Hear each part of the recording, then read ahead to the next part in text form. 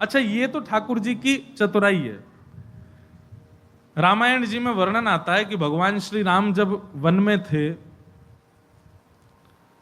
तो जब वन में विचरण कर रहे थे तो कई बार संत जनों के, कई बार किसी का घर पड़ता, कोई गांव पड़ता, नगर पड़ता, तो राम जी वहां दक्षिणा देकर के भोजन करते थे। अब मन में प्रश्न आया, बोले राम जी तो वनवासी हैं, वनवासी के पास दक्षिणा कहां से आई? वनवासी के पास दक्षिणा तो होती नहीं, वो तो सब छोड़ छाड़ के जाता है। राम जी पे दक्षिणा कहां से आई? तो महाराज गोस्वामी तुलसीदास जी वर्णन करते हैं, बोले राम जी की सबसे बढ़िया दक्षिणा एक है। ये बोले क्या?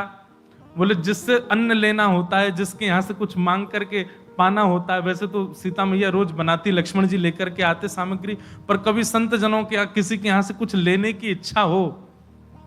और एक और बात, हां, राम जी कभी कभी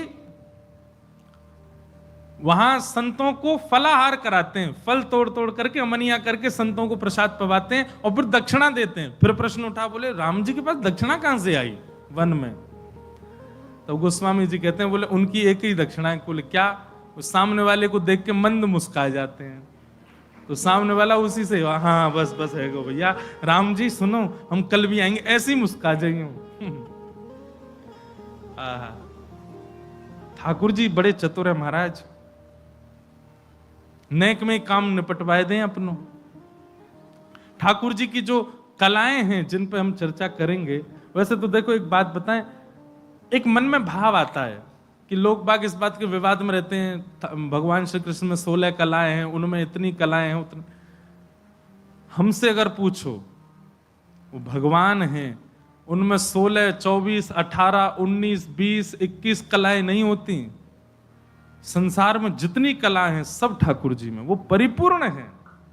कोई एकाध कला नहीं है ठाकुर जी में, वो परिपूर्ण है, वो पर ब्रह्म है। उनमें कोई कला अछूत कैसे रह सकती है? कोई कला छूट कैसे सकती है ठाकुर जी से? सबरी कलाएं हैं ठाकुर जी के अंदर, पर कुछ कलाएं जो मुख्य लोगों ने कही हैं, उनमें एक कला ये भी है, मृदुहासी। ठाकुर जी की मुस्कान कैसी है? बोले बड़े मृदु है, बड़ी आनंदमयी है।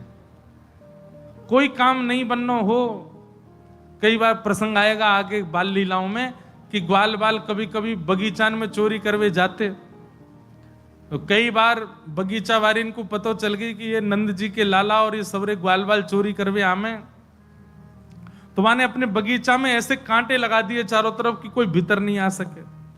अब सबरे ग्वाल बाल भारती खड़े खड़े फलन को देख रहे हैं, वृक्षन को देख रहे हैं और कह रहे हैं, बोले लाला जब वृक्ष ये फल खावे की इच्छा है, कैसे जाए भीतर? ठाकुर जी बोले तुम लोग करके देख लो, तुम ते नए बने तो मैं बोलियो, सब ग्वाल बाल कर लें, सब सबंत कोई काम नहीं बने, बगीचा वारो अंदर नहीं जान दे माली, तब ठाकुर जी आमे। और ठाकुर जी आते ही महाराज बगीचा के मालिक से पहले तो संबंध बना लेंगे, या तो सीधे चाचा जी राम राम, सबसे पहले तो वह कुछ चाचा बता देंगे। और को कहां को चाचा? बोले ने कितकू तो आओ। जैसे वो समीप जाए, सुबह के नेत्रन में गाड़ के देखें और मंद मुस्काए जाएं, सबरे द्वार खुल दे, ले जा लाला सबरे फल तेरे ही हैं, ले जा। ये सब तेरे ही हैं। अरे वर्णन आता है ना, सब लोग गाते हो,